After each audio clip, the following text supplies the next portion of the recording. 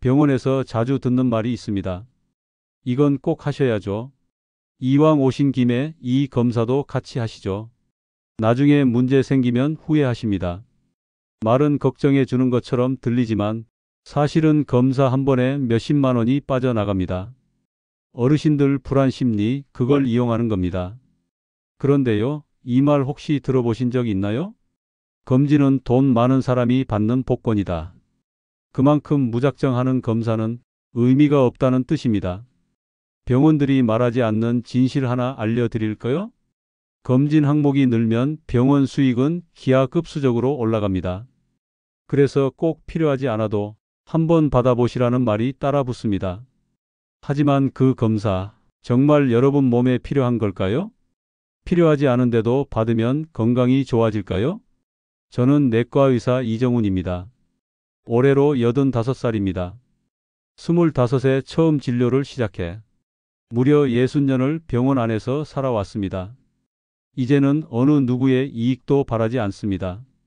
진짜로 어르신들께 필요한 정보, 돈 안 들이고도 건강을 지킬 수 있는 방법, 그걸 나누고 싶어 이 영상을 만들었습니다. 지금부터 알려드릴 내용은 병원에서는 듣기 어려운 이야기입니다. 단 몇 분만 투자하셔도 수십, 수백만 원을 아낄 수 있고 검사 받으러 다니며 느끼는 불안도 줄일 수 있습니다.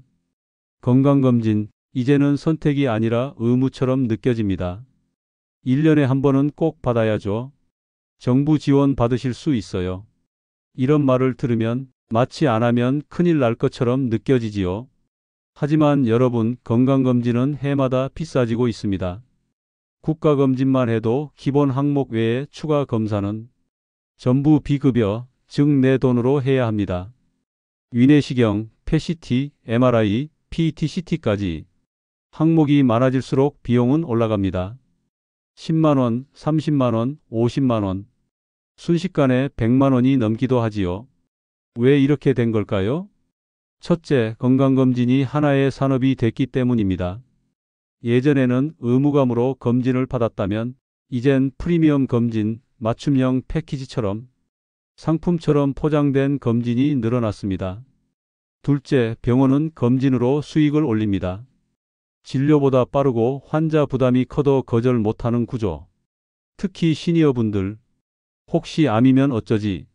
안 받았다가 놓치면, 이런 불안함 때문에 권유하면 거절 못하시는 경우가 많습니다. 셋째, 의료기기와 기술 발전이 검사 남발을 부추깁니다. 좋은 기계가 들어오면 그걸 돌려야 본전을 뽑지요. 그러다 보니 필요 없어도 검사 항목이 붙습니다. 이 모든 걸 아는 병원은 이제 환자에게 말합니다.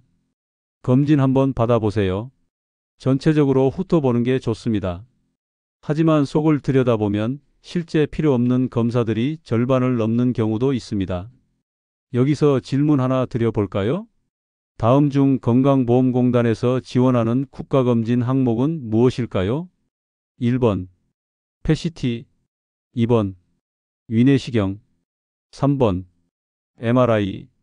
정답은 2번 위내시경입니다. 나머지는 전부 비급여예요. 하지만 검진센터에선 기본검진처럼 설명하는 경우도 많습니다. 정확히 알아야 내 돈이 어디로 나가는지 알 수 있겠죠. 어르신들, 이런 경험 있으실 겁니다. 건강검진 받으러 갔더니 이 검사도 같이 하시는 게 좋아요. 요즘 다들 이건 기본으로 받으십니다. 이런 말을 들으셨죠? 하지만요, 그 말 절반은 병원 수익을 위한 마케팅일 수 있습니다. 예를 들어볼까요?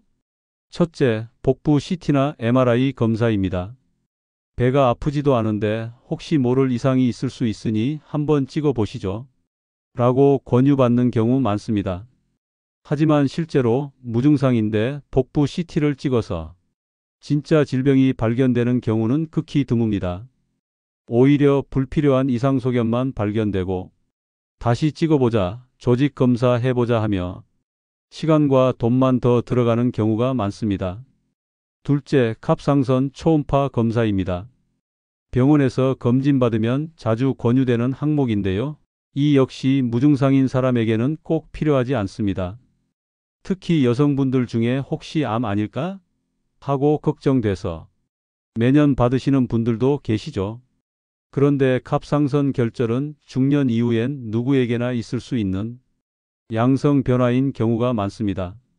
괜히 검진하다가 작은 혹이 발견되면 암일 수도 있다는 말에 공포에 휩싸이고 바로 수술까지 가는 경우도 있어요.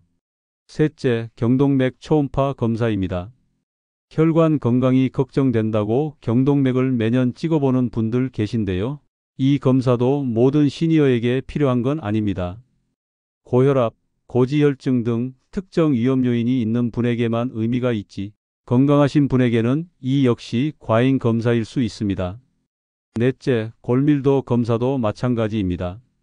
갱년기 이후 여성이라면 한 번쯤 받아볼 필요는 있지만 매년 받을 필요는 없습니다.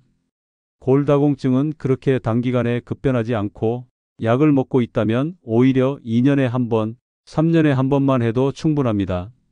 자, 여기서 잠깐 질문 드릴게요. 증상이 없더라도 CT, MRI는 매년 받는 게 좋다? 정답은 X입니다. 불필요한 검사는 오히려 건강을 해칠 수 있습니다. 정리해 볼까요? 병원에서 권하는 모든 검사가 나쁜 건 아닙니다. 하지만 지나친 권유에는 항상 이게 나에게 정말 필요한가? 라는 의심이 필요합니다. 앞에서는 병원 수익만 올리는 불필요한 검진을 살펴봤죠? 그렇다면 반대로 진짜 우리 몸에 도움이 되는 필수 검진은 뭐가 있을까요? 의사로서 딱 정리해 드리겠습니다. 첫째, 대장암 검진입니다. 우리나라 60대 이상에서 발생률이 꾸준히 높은 암이죠. 국가검진으로 2년에 한 번 분변자멸 검사를 받을 수 있는데요. 이 검사는 꼭 챙기셔야 합니다. 그리고 이 검사에서 양성이 나왔을 경우 대장 내시경으로 넘어가는 게 원칙입니다. 내시경은 무섭다 하시는 분 많지만 실제 검사 시간은 20분 남짓이고 초기에 발견하면 치료도 간단하니까 대장암 검진은 미루지 마세요. 둘째, 폐암 저선량 CT입니다. 특히 흡연력을 가진 어르신들, 즉 예전에 담배 많이 피셨던 분들에겐 정말 중요한 검사입니다. 이 CT는 보통의 흉부 X선보다 훨씬 정확하게 폐암을 조기 발견할 수 있습니다. 특히 담배 끊은 지 15년 이내거나 서른갑을 1년 이상 피우셨던 분이라면 반드시 받아보셔야 합니다. 셋째, 심혈관 질환 검사입니다. 우리나라 시니어 사망 원인 1, 2위가 심장질환과 뇌혈관 질환입니다. 고지혈증, 고혈압, 당뇨가 있다면 혈액 검사와 심전도 검사는 필수입니다. 이건 매년 해도 무방합니다. 간단하지만 문제를 조기에 발견할 수 있는 중요한 검사죠. 넷째, 안과 정기검진입니다. 시력은 나이 들수록 급격히 떨어지는데요.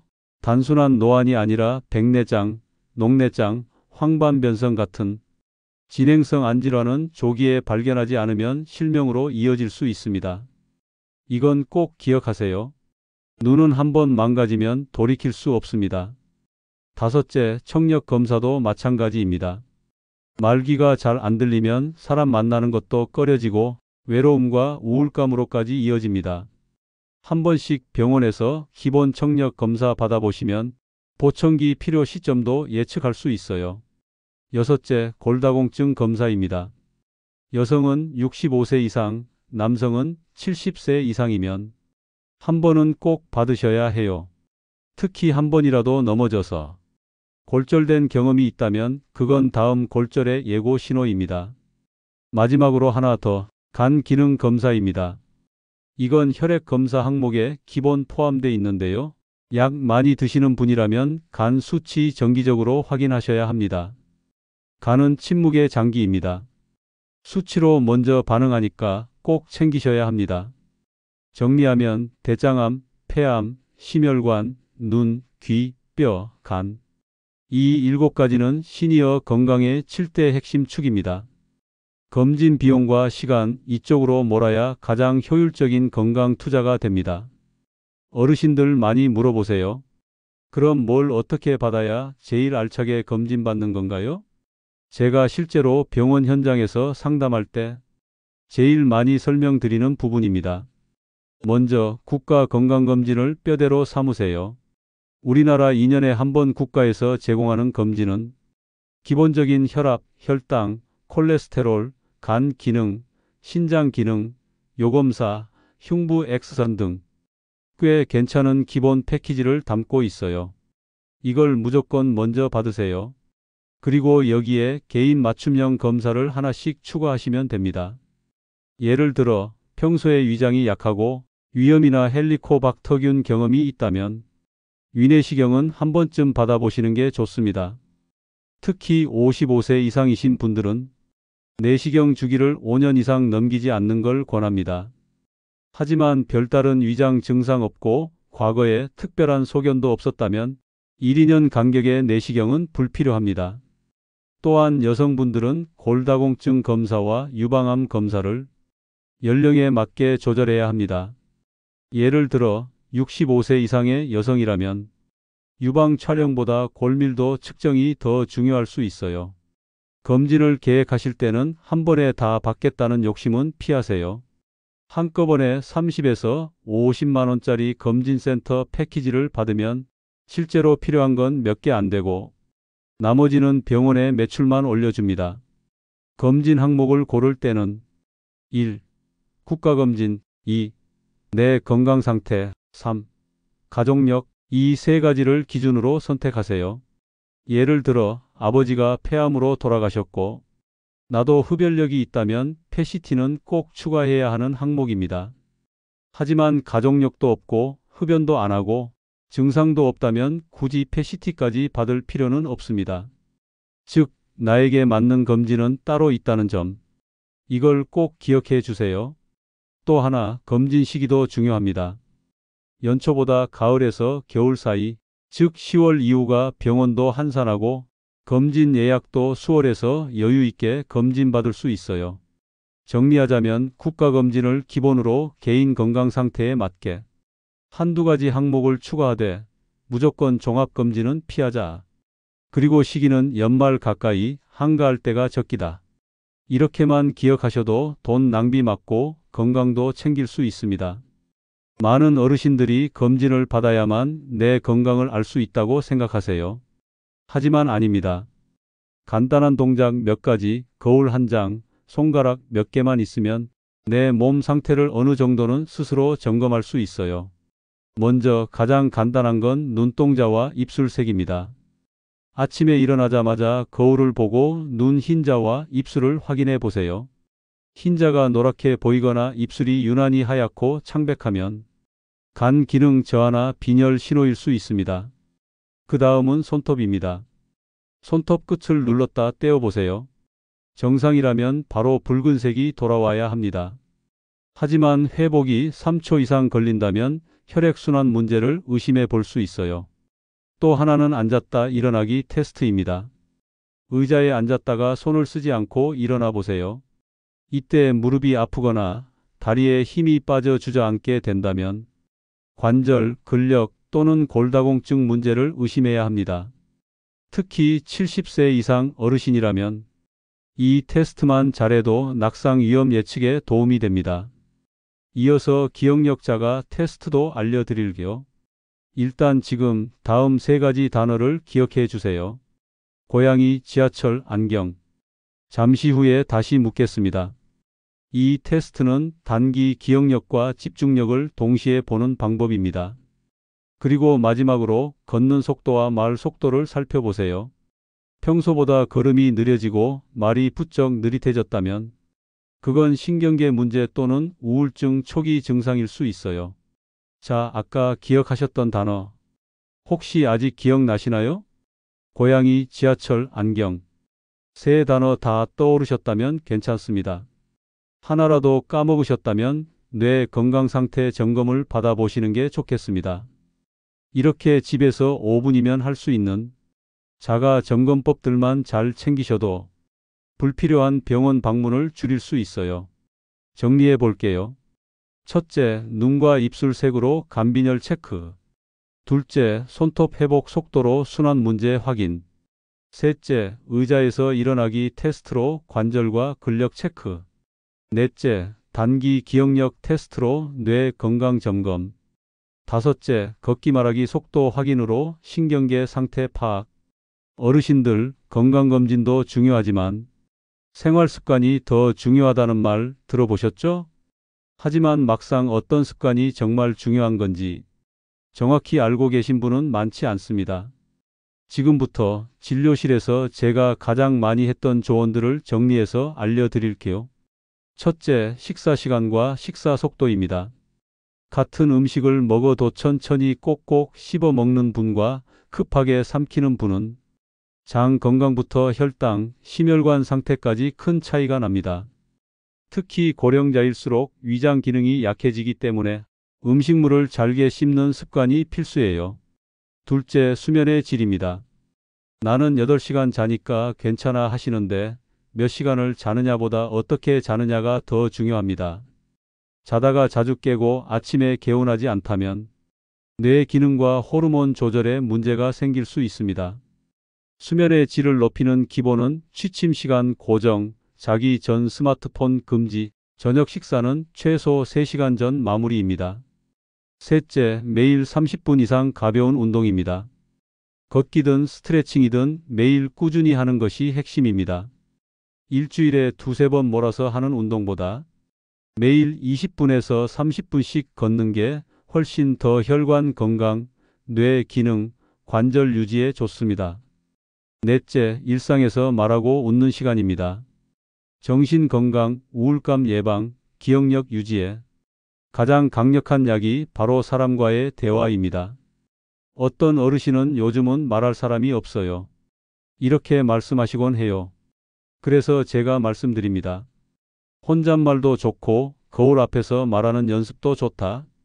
말을 멈추지 마세요. 침묵은 뇌를 멈추게 합니다. 다섯째, 정기적인 건강 기록입니다.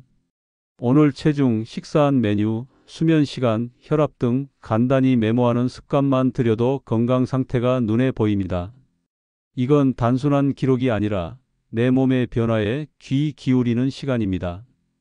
여기까지가 병원에서 해주는 검진보다 더 중요한 생활 속 습관 5가지입니다. 올해로 84, 경북 영천에 사는 김봉수 어르신은 2년 전 건강검진에서 고지혈증, 초기 당뇨, 지방간 소견까지 3가지 문제가 한꺼번에 나왔습니다. 검진센터에서는 약 복용과 추가 정밀 검사를 권유했지만 김 어르신은 이렇게 말씀하셨어요. 그냥 약 먹는다고 되는 게 아니더라. 내가 뭘 잘못했는지부터 고쳐야지. 그 후로 김 어르신은 병원에 돈 쓰는 대신 매일 40분 걷기와 식사 일기 쓰기를 시작했습니다. 아침마다 물 한 컵 마시고 근처 공원까지 걷고 식사는 아내와 함께 천천히 꼭꼭 씹으며 20분 이상 시간을 들였습니다. 또 하루 3줄이라도 식사, 기분, 몸 상태를 메모했고 주 1회는 마을회관에서 이웃들과 두뇌 퀴즈도 하며 웃는 시간을 챙겼습니다. 그렇게 6개월이 지나고 보건소에서 재검을 했을 때 의사가 깜짝 놀랐습니다. 혈당은 정상, 중성지방도 떨어졌고 간 수치까지 좋아졌던 겁니다. 약을 먹지 않고도 건강을 되찾은 거죠. 이건 단순한 기적이 아닙니다. 김 어르신은 이렇게 말하셨습니다. 검진받고 결과만 듣고 끝내지 말고 그걸 내 생활에 어떻게 옮기느냐가 중요하대이. 내가 직접 움직이지 않으면 아무 검사도 소용없대이. 이 말이야말로 오늘 영상에서 전하고 싶은 핵심이 아닐까요? 검진은 시작일 뿐입니다. 생활을 바꾸는 계기가 되어야 합니다. 그런 의미에서 지금 이 영상을 보고 계신 분도 하나만 정해보세요. 내가 오늘부터 바꿔볼 작은 습관 하나. 식사 속도든 걷기든 수면 시간이든 작은 변화가 건강 전체를 바꿀 수 있습니다. 어르신들, 지금까지 영상을 보시면서 이런 생각 드셨을 겁니다. 내가 괜히 검진 많이 받은 거 아니었나? 매년 받던 검사 줄여도 되는 거였구나. 건강을 지키는 진짜 핵심은 병원이 아니었네. 맞습니다. 이 영상의 핵심은 바로 이것입니다. 불필요한 검진은 줄이고 진짜 중요한 건 매일의 습관을 바꾸는 것. 그럼 마지막으로 오늘 말씀드린 내용을 정리해 드릴게요. 첫째, 병원에서 말해주지 않는 검진 항목들, 갑상선, 초음파, 복부 CT, MRA 등은 건강보험이 안 되는 경우도 많고 필요 없는 경우가 대부분입니다. 둘째, 혈액 검사 결과 중 AST, ALT 수치는 간의 손상 여부를 알려주는 중요한 지표입니다. 진통제나 건강기능식품도 수치를 악화시킬 수 있으니 꼭 주의해야 합니다. 셋째, 생활습관이 검진보다 더 중요하다는 것. 천천히 씹는 식사, 꾸준한 걷기, 양질의 수면, 대화와 웃음, 자기 몸의 기록. 이 5가지는 어떤 병원 검진보다 강력한 예방입니다. 넷째, 실제 사례에서 봤듯이 검진 결과를 행동으로 바꾼 사람만이 진짜 건강을 되찾을 수 있습니다. 검사는 건강을 확인하는 도구일 뿐, 우리 몸을 지켜주는 건 결국 내가 매일 하는 선택들입니다.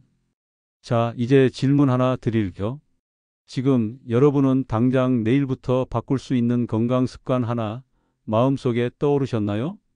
그렇다면 이 영상은 이미 여러분의 건강을 바꾸기 시작한 겁니다. 이제 마무리 인사 드릴게요. 이 채널은 시니어 여러분의 건강과 활력을 지키기 위해 매주 새롭고 실질적인 정보를 전해드립니다. 이번 영상이 도움이 되셨다면 구독과 좋아요 버튼 한번 눌러주세요. 그 클릭 하나가 더 많은 어르신들께 건강 정보를 전하는 힘이 됩니다. 그리고 오늘 다룬 내용 중 혹시 나도 이런 검사 받았다, 나도 간 수치 높게 나왔다 하셨던 분들 계시면 댓글로 경험을 나눠주세요. 다른 분들께도 큰 도움이 됩니다. 그럼 건강한 하루 되십시오. 감사합니다.